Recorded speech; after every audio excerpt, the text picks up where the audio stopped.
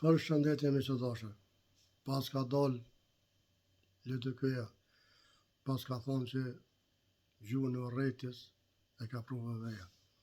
Ta ndëgjojmë një lutëm e të diskutojmë bashko.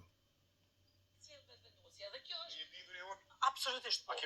Absolutisht dhe për qita jam njëra prej njerëzve që kam kërku që na mos me ju bashku vetëvendosjes në qeverisje, po mi thonë qartë që nëse nuk reflektojnë me gjuhën përqartëse, nuk ka me hy kërkush me ty.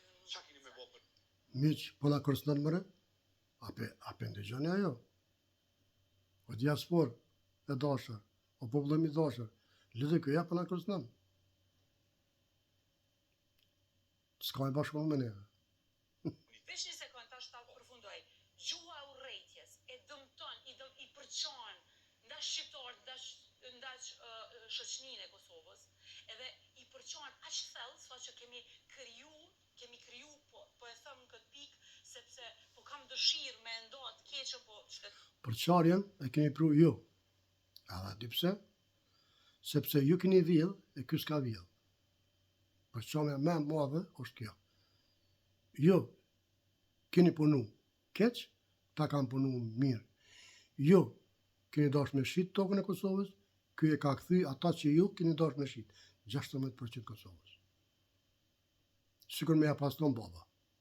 Ashtu ajo. Nëse jo, tregon.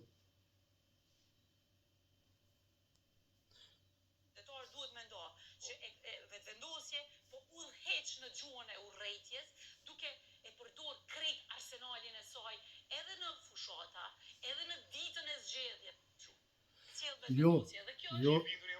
Jo zoj. Arsenalin e përdor në shtri.